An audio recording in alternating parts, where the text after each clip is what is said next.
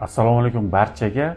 Hozirgi kunda ma'lumki, korrupsiyaga qarshi kurash bo'yicha Davlat xavfsizligi xizmati, prokuratura va ichki ishlar organlari bilan o'zaro hamkorlikda bir qator tadbirlar o'tkazilmoqda.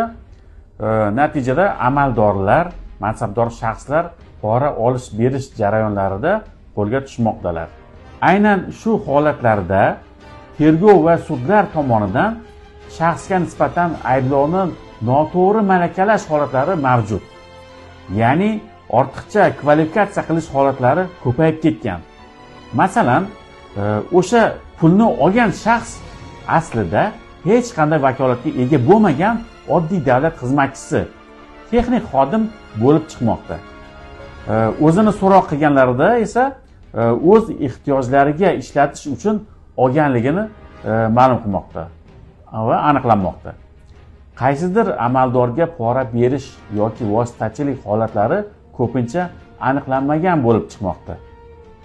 Mana shu o'rinda tergov va sud organlari qilmishga huquqiy baho berganlarida firibgarlik alomatlari bilan malakalash bilan cheklanish o'rniga qo'shimchasiga pora berish yoki vositachilik qilish bilan malakalamoqdalar, kvalifikatsiya qilmoqdalar. Ya'ni shaxs bitta harakati bilan ham firibgar deb topilmoqda, ham pora beruvchi deb topilmoqda. Aniqroq aytganda, sun'iy ravishda firibgarlardan korrupsionerlarni yaratishmoqda. Jamiyatda firibgarlik jinoyati ham oshib ketgan. U ham xavfli jinoyat albatta, ammo korrupsiyani yo'li boshqa. Aslida haqiqiy korrupsiyaviy jinoyatlarni, poraxo'rlik jinoyatlarini ochish, aniqlash mushkul ish. Vakolatli amaldorlarni pul ustida tadbir asosida ushlash juda qiyin. Mana shu qiyinligi sababli o'rtada firibgarlik qilayotgan shaxslar pul bilan tushib qolmoqda. Huquqiy jihatdan bu kvalifikatsiya xato ekanligini tergovchi ham, sudya ham biladi.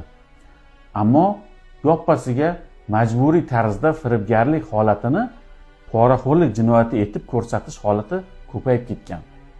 Xo'sh, bundan maqsad nima desangiz, tezkor vakillar tomonidan korrupsiyaga qarshi kurashayotganligini ko'rsatish, statistikaga qo'shish.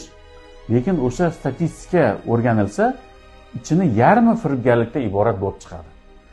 Bu borada jinoyat ishlarini ko'rib chiqishda sudyalardan mas'uliyatliroq bo'lishlarini, qarorlar qabul qilishda mustaqil fikrini namoyon qilishlarini so'rab qolaman. Salomat bo'ling.